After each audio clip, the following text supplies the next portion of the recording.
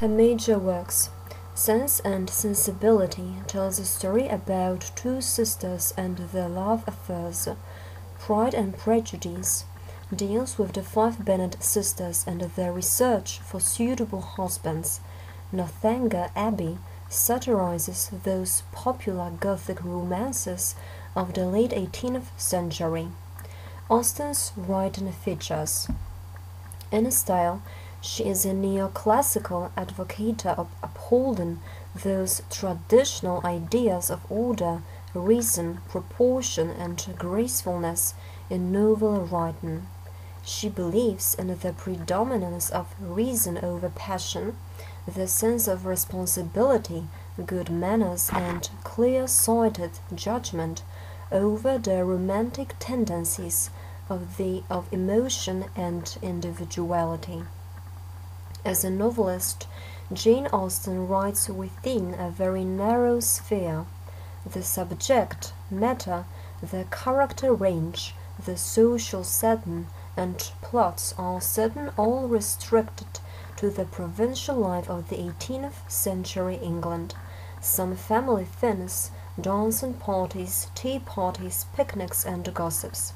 But with a close study of the characters and setting, she can portray them with absolute accuracy and sureness. Plot summary. Pride and Prejudice is a humorous story of love and life among English gentility during the Georgian era. Mr. Bennet is an English gentleman living in Hertfordshire with his overbearing wife. The Bennets' five daughters, the beautiful Jane, 22, the clever Lydia, the clever Elizabeth, 20, the bookish Mary, 17, the immature Kitty, 16, and the wild Lydia, 15. Unfortunately for the Bennets, if Mr. Bennet dies, the house will be inherited by a distant cousin, whom they have never met, so the family's future happiness and security is dependent on the daughters making good marriages.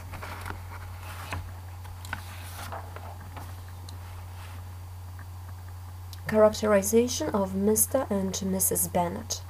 Mr. Bennet is Elizabeth's ironic and often apathetic father.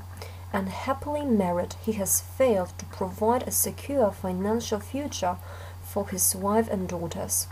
Mrs. Bennet is Elizabeth's foolish and unrestrained mother who is obsessed with finding husbands for her daughters. Remark on the couple. Mr. Bennet was so odd a mixture of quick parts, sarcastic humor, reserve, and caprice that the experience of 23 years had been insufficient to make his wife understand his character. Her mind was less difficult to develop. She was a woman of mean understanding, little information, and uncertain temper. When she was discontented, she fancied herself nervous. The business of her life was to get her daughters married. Its solace was visiting and news. Elizabeth Bennet, an intelligent and spirited young woman who possesses a keen wit and enjoys studying people's characters. Although she initially dislikes Darcy, circumstances cause her to reassess her negative impression of him and eventually falls in love with him. Mr. Fitzwilliam Darcy, a wealthy, proud man who falls in love with Elizabeth and reveals a generous, thoughtful nature beneath his somewhat stiff demeanor. Mr. Collins and Lady Catherine. Mr. Collins is ridiculous and insensible. He tends to be very impressed with himself and his own ideas. Lady Catherine enjoys meddling in other people's business, apparently out of the belief that she knows what is best for everyone. She is also very well aware of her own high rank in society and expects that deference to be paid to her because of it. Prejudices produced by the first impression. Darcy. He comes to the neighborhood with his friend Bingley, a wealthy bachelor from the upper class a little introverted and less outgoing. With his proud and seemingly cold disposition, makes a bad impression on the local people. He slights Elizabeth and hurts her dignity by refusing to dance with her. Later, Darcy begins to admire the girl, but Elizabeth, on account of her prejudice against him, tries to bring down his pride by refusing him a dance too. Prejudice dissolved.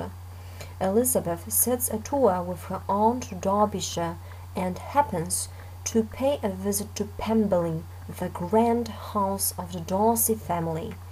Darcy's generous help with Lydia and Wickham makes the Bennet family avoid the disgrace.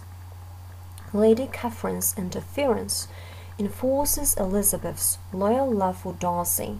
Both don't give in when faced with the rude request by the arrogant aunt.